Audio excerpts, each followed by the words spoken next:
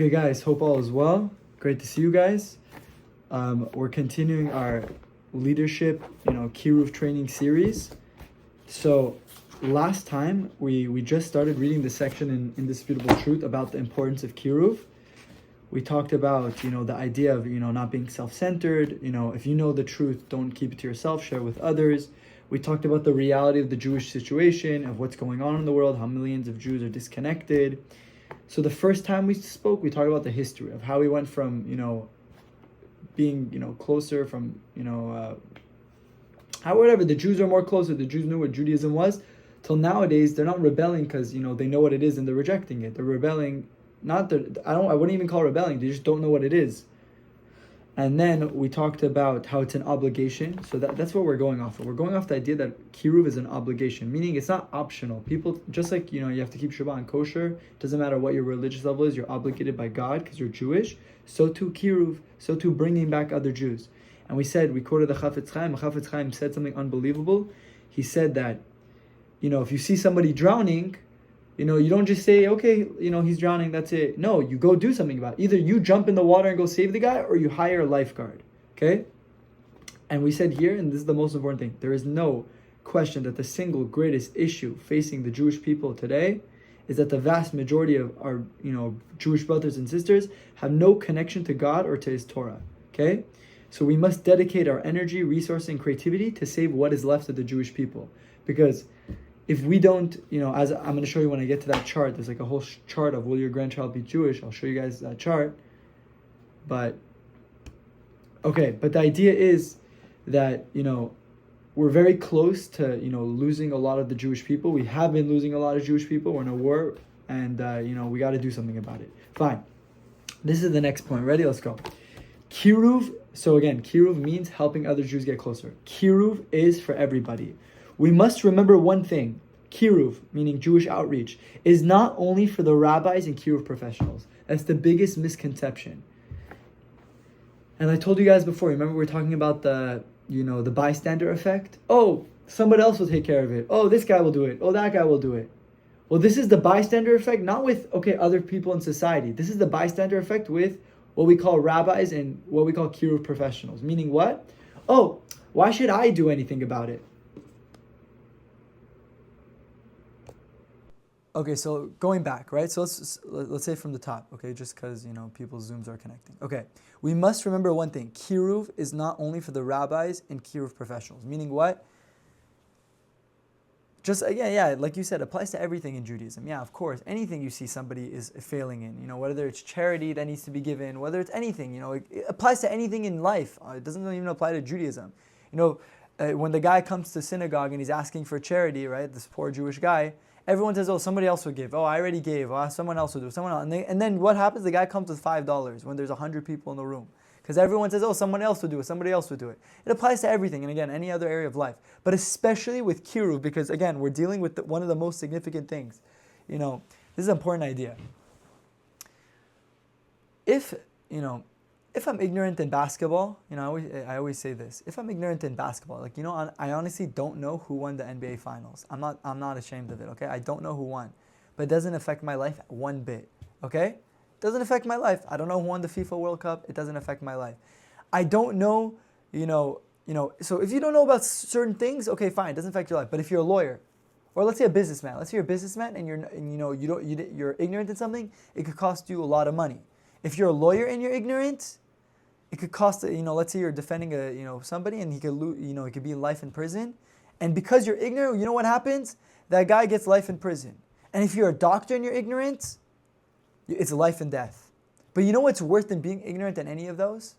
Worse than all of that? Being ignorant in Judaism. Because in Judaism, you're not just dealing with your life in this world, right? Your marriage, your kids, your family, your mental state, everything. Okay, your whole entire life in this world, your community, everything.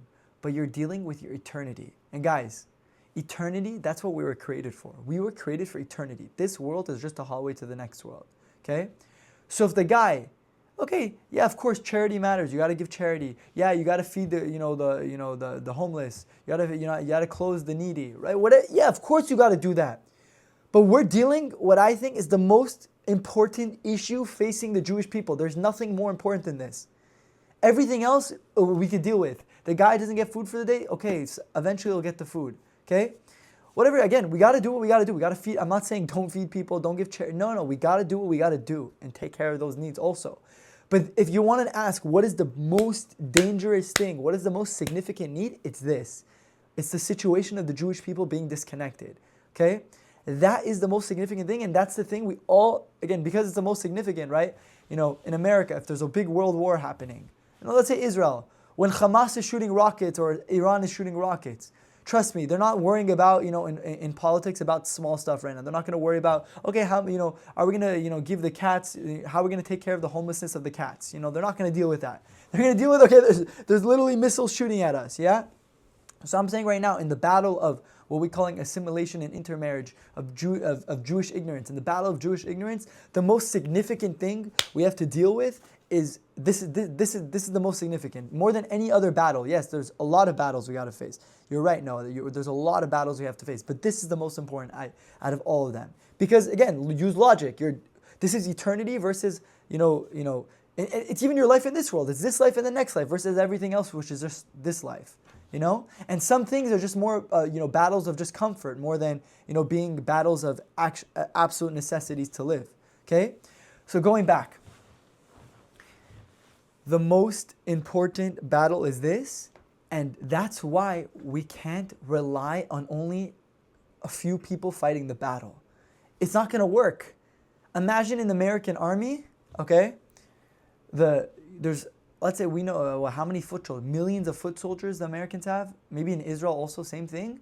Imagine they're all the people are just depending on only the general to actually go and fight. And everybody else is saying, okay, you go and we're going to just stand by. You're not going to win a war. You need everybody on the ground. And even the people, even in a war, think of it like in a war, everybody's involved in the war. Everybody.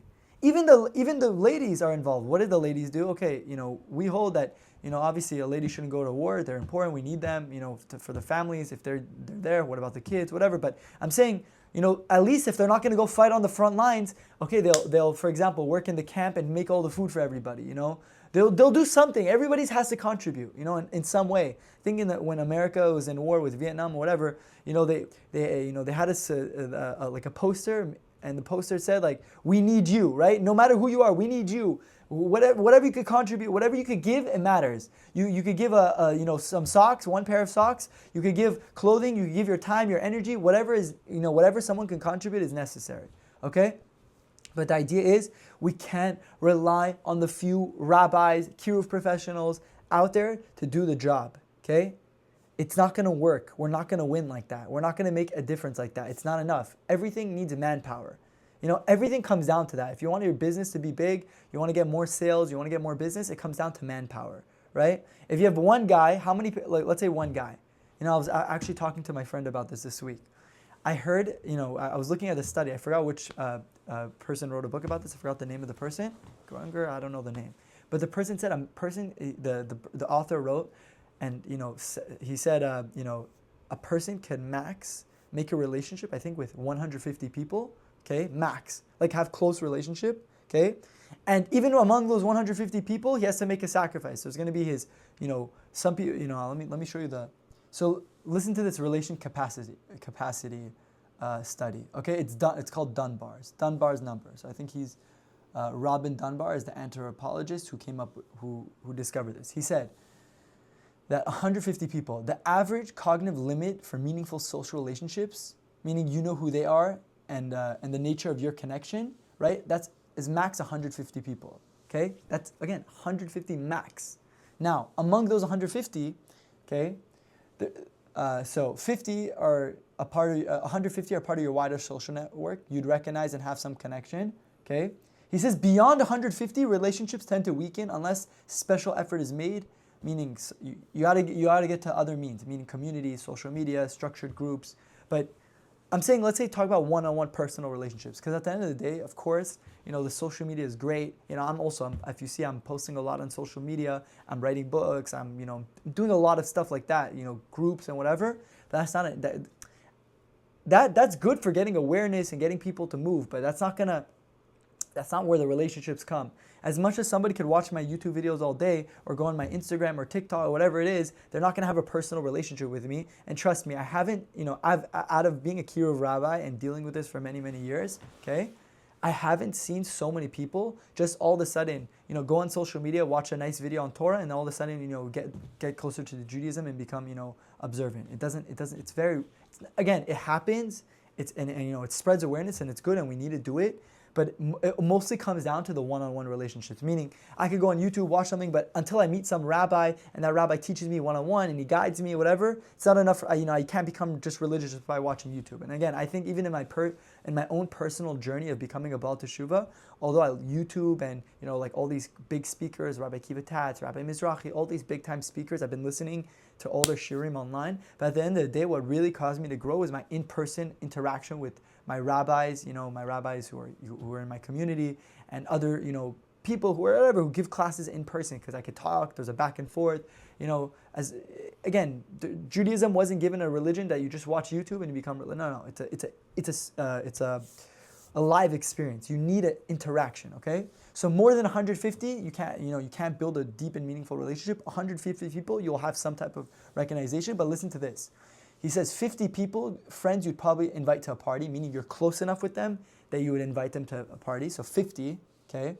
15 people, good friends, meaning the maximum amount of good friends, he's saying, again, obviously not a general rule, but it's not a set rule, but it's a general rule. 15 people, you could be considered your good friends, okay? That emotional support and whatever.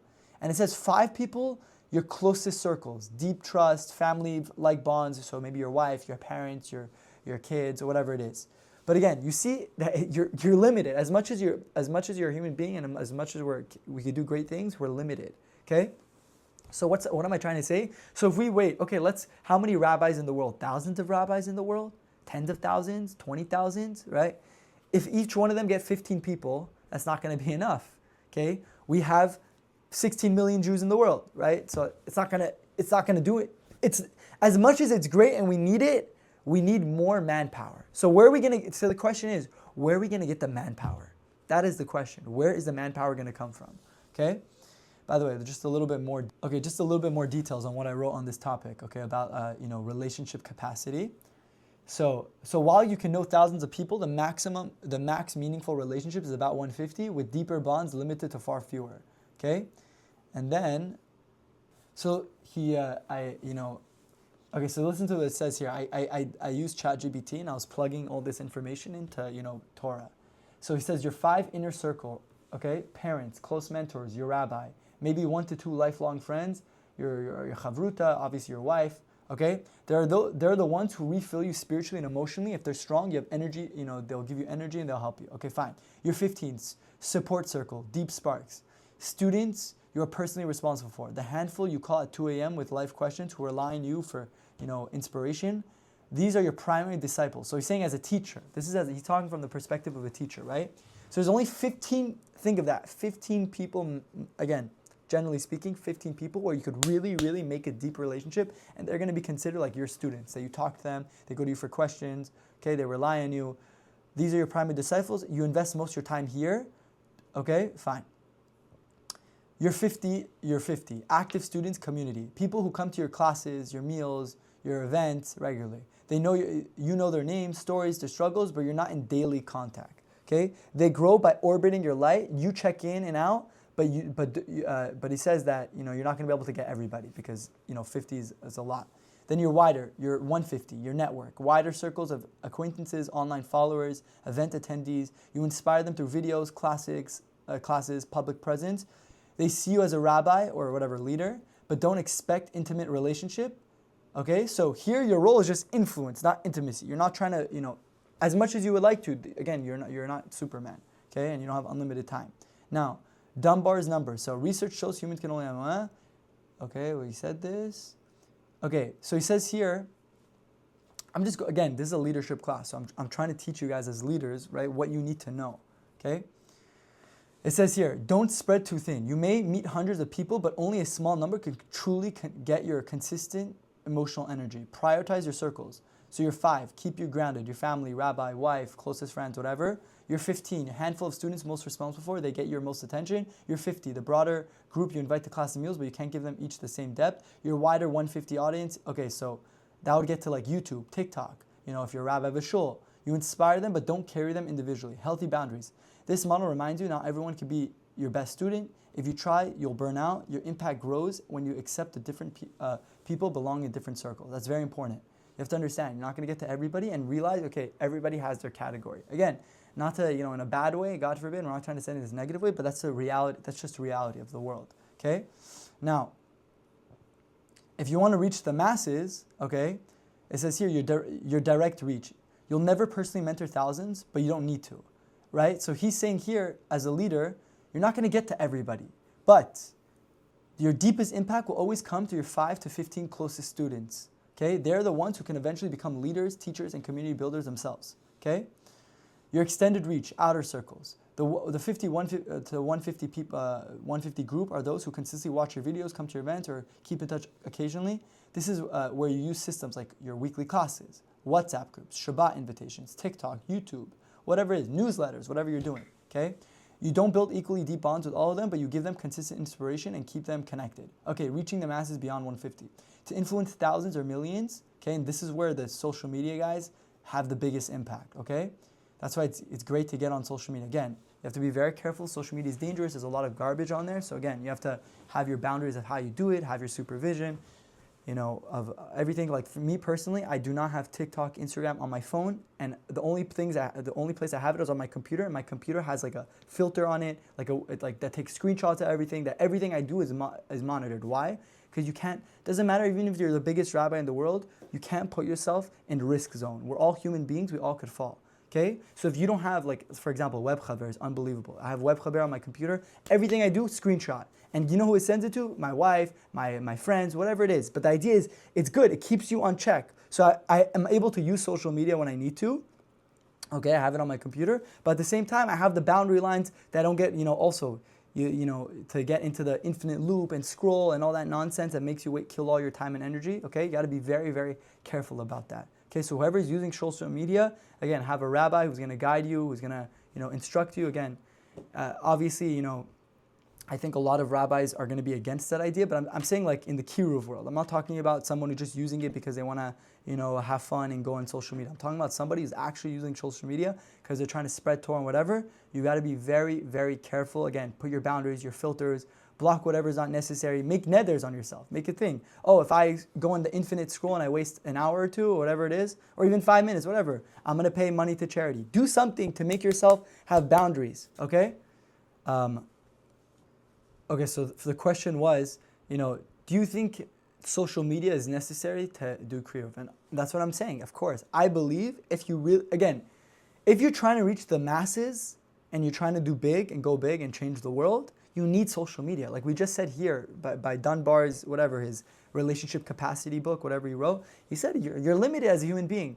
So if that's your Kiruv, if you want to have a limited Kiruv, meaning you're going to only focus on 15 people and hopefully those 15 people will go big, fine. But at the end of the day, if you're trying to bring Mashiach, you want to go big, you can't rely on, you can't just rely on your 15 or however max students you have. You need to go on social media. You need to be on YouTube. You need to be on Instagram. You need to be on TikTok. Again, that's why social media is huge. But it's still, again, it's a risk, and you have to, and again, we got to do what we got to do to get out there. And again, if someone's using social media to go waste time and go look at stuff and like whatever, you know what I'm saying, and waste their time, don't use social media, okay? But if somebody wants to get to the point where they want to have an impact, well, again, you're taking a risk, but, it's an expense. Now, again, talk to your rabbi. I'm not your rabbi. Whoever's listening to this, again, for you guys on the Zoom, okay, you can talk to me about it. I'm saying the people on the, the recording, I'm not your rabbi, ask your rabbi. But again, the general rabbinic world, I'm saying like not the Kiruv rabbis, like the Aisha Torah rabbis or whatever, they'll be like, yeah, it's a different approach.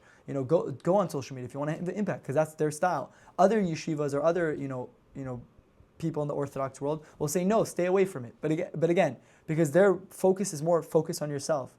Aisha's approach is out of the box. Yeah, focus on yourself, build yourself, but also reach other people.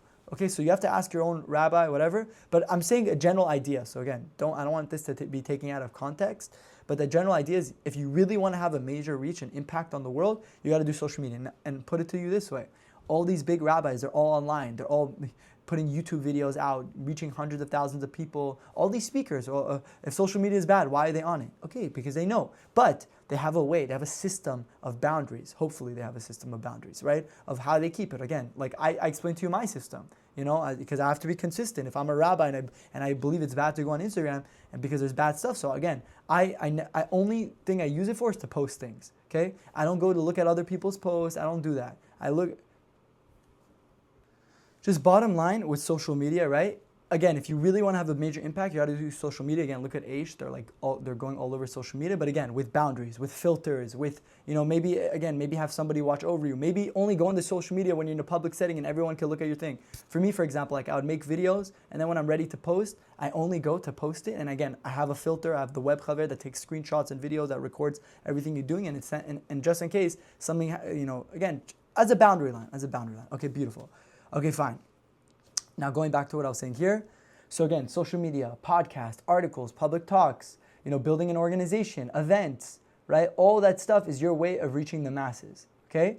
So the rabbi strategy or the leader strategy, strategy is deeply invest in your 5 to 15 students who will become the future leaders, build consistent systems of 50 to 100, and if you want to reach thousands, you got to use media. Okay, so I think that's the end of it. Let's see here. Yeah, short clips is that. Fine. Oh, here, he's telling you percentage. Okay, so I have the percentage here. So it says here, so the core 5, you put 20% of your emotional energy, okay? Your rabbi, mentor, best friend's wife, whatever it is, whoever you're really close with, spend time weekly to recharge. Don't neglect them. They keep you spiritually and emotionally stable so you can give to others. I think here it's talking more about people. I don't think it's talking about students here. I think it's talking about. I scratched that. I think I was reading it wrong. It's talking about your core 5, not as your students, but as your teachers. Meaning, you have to spend 20% of your time with your mentors, your learning partner, the person who learns with you, your rabbi, whoever it is. Okay, people who mentor you in life, you got to spend 20% of your emotional energy with them, because if you want to give, you need them to give to you. Does that make sense? If your cup is empty, you can't fill other people's cups. So if you're not learning, if you're not spending time with your rabbi, whatever it is, getting emotional input, whoever it is, your mentors, it's very important. So 20% of your energy should be with them, okay? Then the other 40% of your emotional energy should go into your 15 most dedicated students. Again, who are they?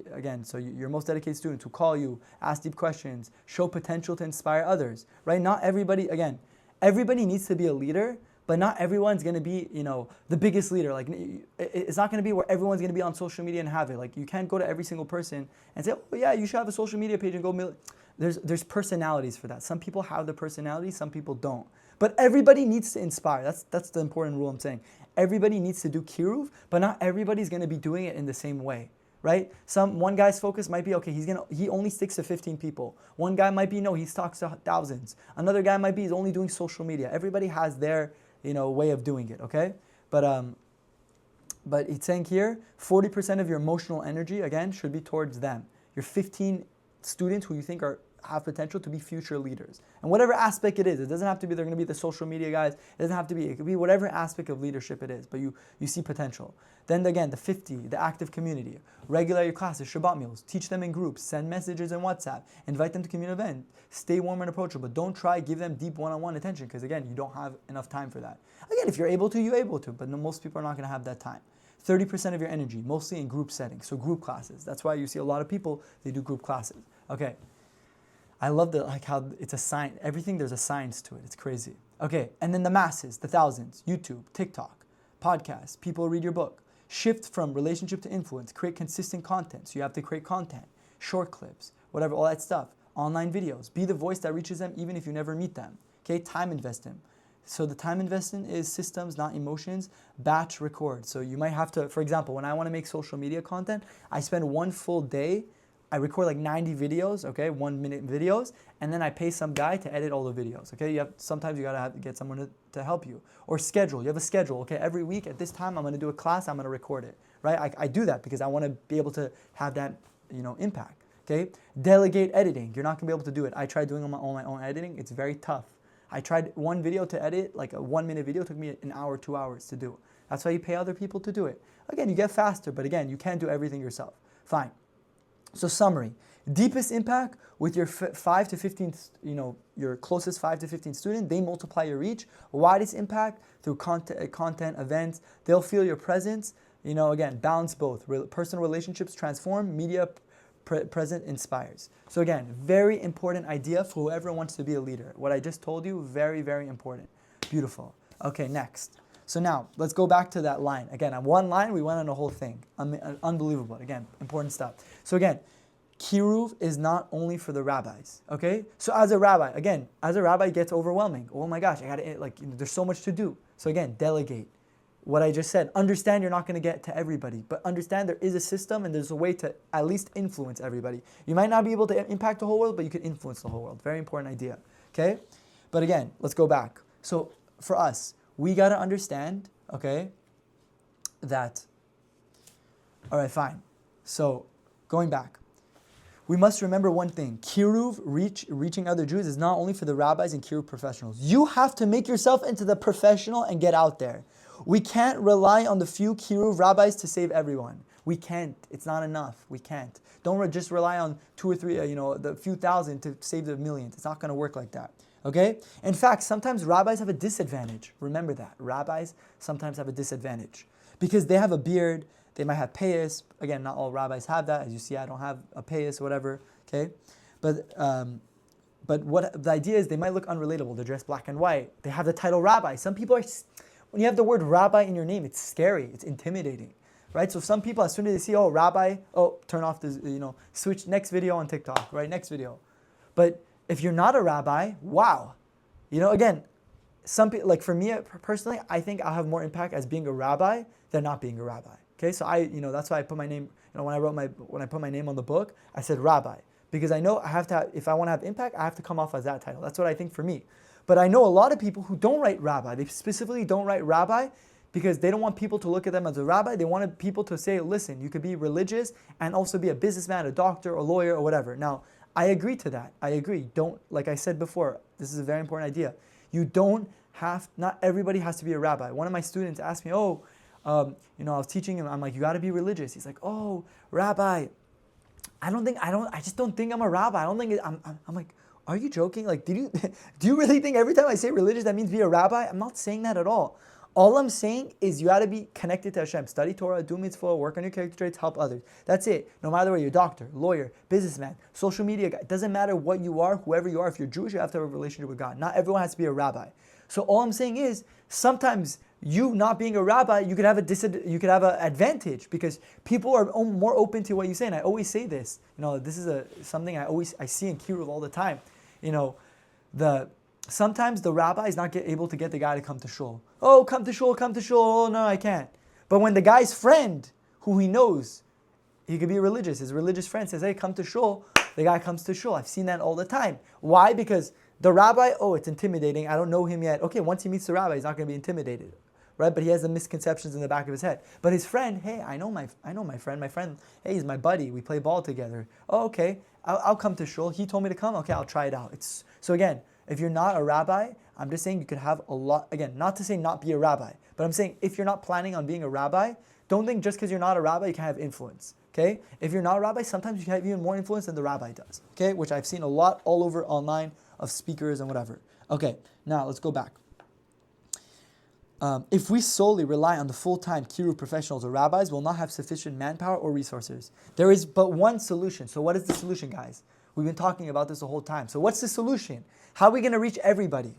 The one solution is we must tap into the great reservoir of those who understand the necessity of Kiruv and who come into daily contact with secular Jews. Namely who? The tens of thousands and maybe millions of committed Jews who are in key positions to kindle that interest in their fellow Jews. Meaning what? We must enlist the aid of the local Orthodox Jewish community. So he's basically saying what? What Rav Noach Weinberg said, and very, very important idea in Kiruv. We got to wake up the sleeping giants. Who is the sleeping giant? A giant is powerful, but he's sleeping. Who is the sleeping giant we got to wake up? The Orthodox Jews. Guys, like I said before, there's 16 million secular Jews in the world who are disconnected. There's 2 million around 2 million, 3 million, again, I don't know the exact numbers, but let's say it's 2 million. 2 million Jews who do know what God is, who do know what Torah is, who do know the purpose of life. Again, that even, maybe they don't, but I'm saying they at least are connected. They know who God is. They know the Torah is from God, right? They know what's up. Those people will have, it's a whole army. We have an army. We just, half the army's on reserve, Half the army doesn't even know they're supposed to be in the war right now. But the idea is what? Let's just do the math. Again, I know this is not so simple and it's not going to be like that, but let's just do the math. 16 divided by 2. That means every Orthodox Jew, if they just focus their dedication, we said you have to, 15 is the max that you can make personal relationships. If every Orthodox Jew, who lives, who is going to be whatever, focuses on just 8 Jews, not 15, not 20, not 30, not 100, just 8 Jews, Mashiach would be ready. We already have Mashiach, the world would be saved. The world would be repaired. And everyone would be doing their mission. Think of that. So, one thing that's very, very important, and I've been saying this before, is that we gotta get the Orthodox Jews. Now, what's been going on in the Kiruv movement, if you want to know the history of it, unfortunately, the people have been, it's fortunate, but it's unfortunate. Meaning, the only people who have been doing Kiruv now are the Baal Teshuvas, meaning the guys who are not religious and became religious. Like if you look at some of the biggest Kiruv rabbis, okay, and I'm not going to name stuff because it's not me to say who's who, and to say people's backgrounds, but the biggest Kiruv rabbis in the Jewish outreach world, many of them are Baal Teshuvas, okay, many of them, okay. I think the vast majority of them are Baal Teshuvas. People who are not religious became religious. Now the question, even Rav Noach, when he was starting Aish, right, all the people he trained to become leaders, they're all Baal Teshuvas. And the question is, what happened? Why is it only the Baal Teshuvas? Because what ended up happening? The Baal Teshuvas, because they were in the situation and they knew what it was like, disconnected from God. Now, when that guy becomes religious, he understands the severity of the situation, of the significance of the war against assimilation, way more than the guy who grew up religious his whole life and he was in his own box. And he was in his own box and he was isolated, right? The guy who grew up in, let's say, Monsey, New York, who never was exposed to a secular Jew, okay? That guy, he doesn't understand, compared to the guy who was in the dirt and then went out of it, yeah?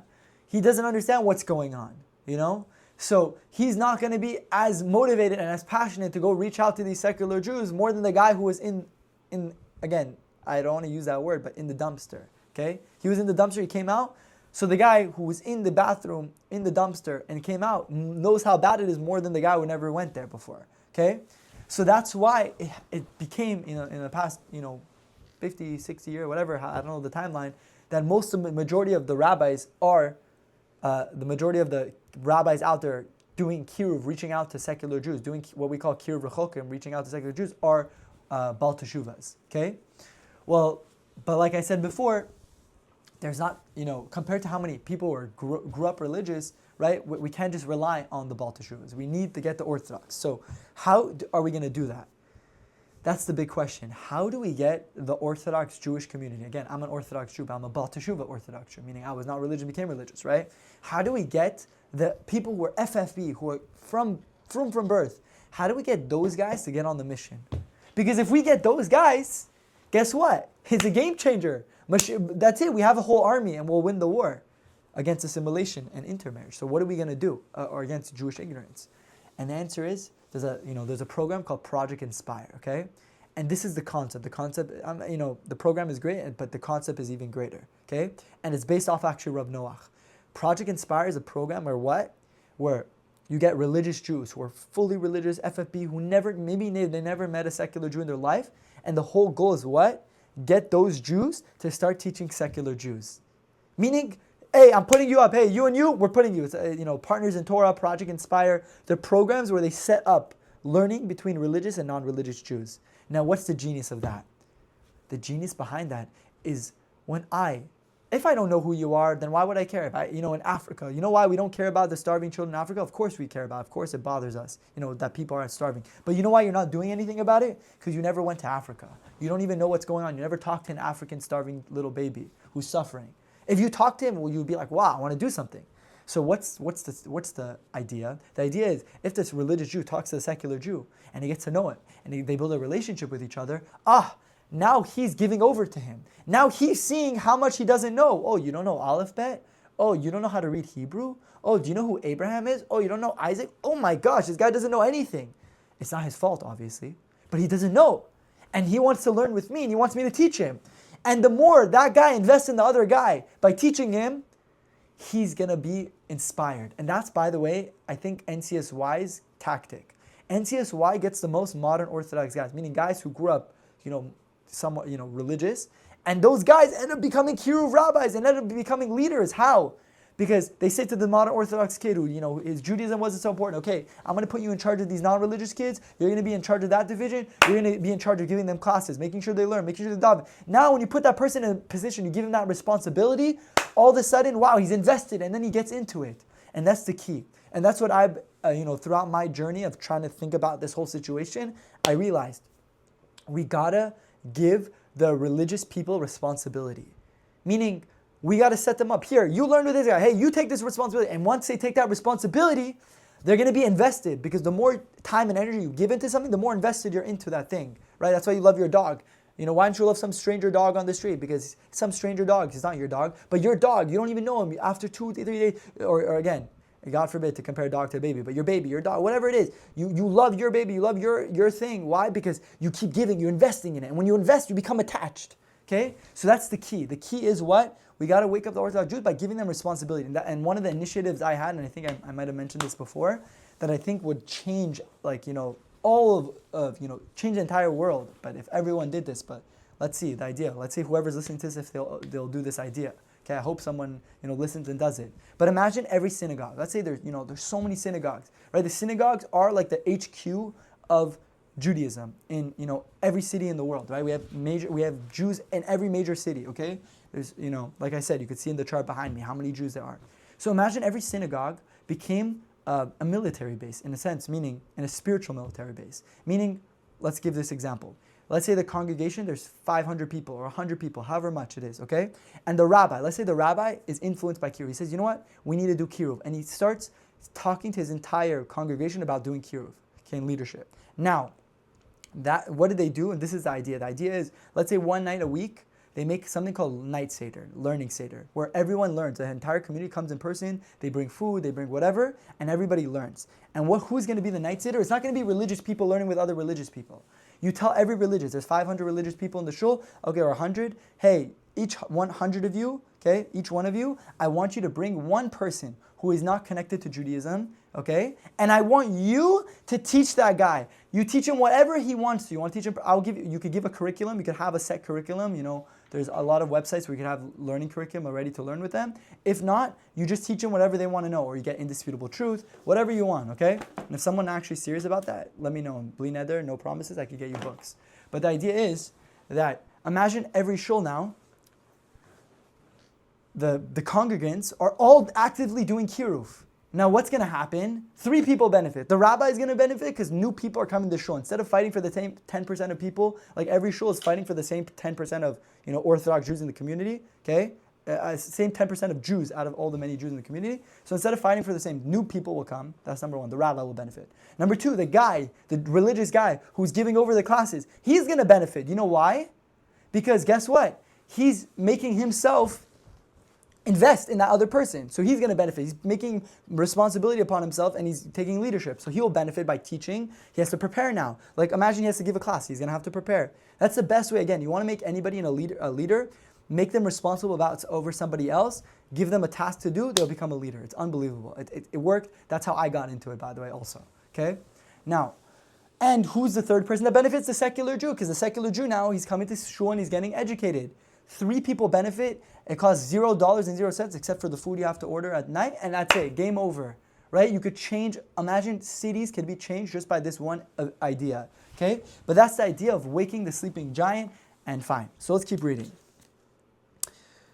We said this. So the idea is we got to get the Orthodox Jews. That's the key. So if you want to think long term, if anyone's thinking, how do I long term change the game? How do I bring people back?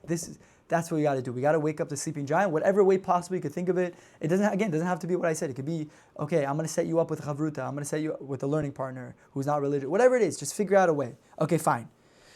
What time is it? Okay, let's do 5 more minutes and let's finish. Okay. The obligation of a Jew to reach out to his alienated brothers are numerous and compelling. Kiruv is so important that there are 19 mitzvahs from the Torah, just with this mitzvah, involved in this great mitzvah. So let's go through the 19 mitzvahs, okay, guys? I want to teach you the 19 different mitzvahs. So there's 613 commandments in the Torah. By doing Kiruv, you fulfill 19. You also fulfill all 613, and I'll explain, okay? So listen to this. Let's go. So mitzvah number 1 you fulfill of doing Kiruv. One of the mitzvahs from the Torah. Again, every mitzvah is a connecting point to God. So when you help other Jews, these are what helping you connect to God. It's helping you, by the way. A lot of times we think Kiruv is about helping somebody else. It's more about helping you, because that's what's going to make you invested, like I said before. Fine. So one mitzvah you fulfill is the mitzvah of learning and teaching Torah. Okay? Every time you're doing Kiruv, you're teaching people Torah, you're learning yourself, and you're teaching. So you fulfill the mitzvah of learning and teaching Torah. Number 2, there's a mitzvah in the Torah not to place a stumbling block before the blind. Meaning what? Now, it's literal, but it's also, the idea is, let's say I know somebody is going to sin, right? Let's say I know someone likes pork. I'm not allowed to go and, let's say there's no way he has access to the pork. I'm not allowed to go and give him the pork. Why? Because I'd be causing him to sin. Or let's say, for example, some guy's going to watch something bad online. So you give him your phone and he's going to go watch something bad. You're causing him to sin, right? So the lo titen michshol, right? Do not place a stumbling block before the blind. Why is he blind? Not literally blind, but blind meaning he can't tell right from wrong, okay? So you fulfill that mitzvah because all these people who are secular, right? They're totally disconnected. They're stumbling in the darkness. They don't know what their route is, and you're helping them on the right path, okay? Number 3, Kiddush Hashem. I think we have to go to a class just on each one of these things of how it is, okay? You know what? I'm going to give the list, and I think another class, I'll go into each one and explain how you're fulfilling it. Okay, so you're doing Kiddush Hashem. You're fulfilling not doing Chil Hashem. Loving and fearing God. Mutual responsibility. Constructive criticism. Tochacha. Not to bear the sin of others, right? Saving a life. Returning a lost object. Charity. Love your neighbor like yourself, right? Emulating God. Not to hate another Jew. Emulating our forefathers. Do not flatter a sinner, right? Not to forget the Sinai experience. Doing acts of kindness. Not to stand idly by your brother's blood and working, okay, fine. And that, yeah. So you fulfill 19 different mitzvahs from the Torah. Again, I think 17 different mitzvahs. Maybe 2 of those could have been combined. Okay, now, each point I wrote here is just a whole class in itself, That's why it's a little bit like, when I wrote it in the book, I had to summarize it because I can't write 20 pages on it. So each one is a class in itself, okay? But the idea is, and maybe we'll focus on this more next time, the Lubavitcher Rebbe says, beautiful. He says, everyone could go out and do Kiruv. We all have what to teach to another person. Even if you think you don't know anything, you have what to teach.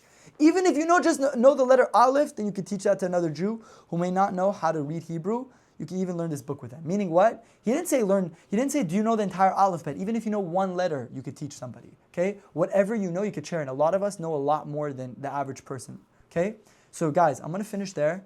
If anybody has any questions, again, I think I'm going to go next time. The plan is to go over the topic of the 19 mitzvahs in the Torah and show you how each and every mitzvah you're fulfilling by doing this mitzvah of Kiruv. I'll show you how each mitzvah is fulfilled. And then I'll talk about the idea of teaching however much you know to teach to others. Like meaning, how much do you need to know?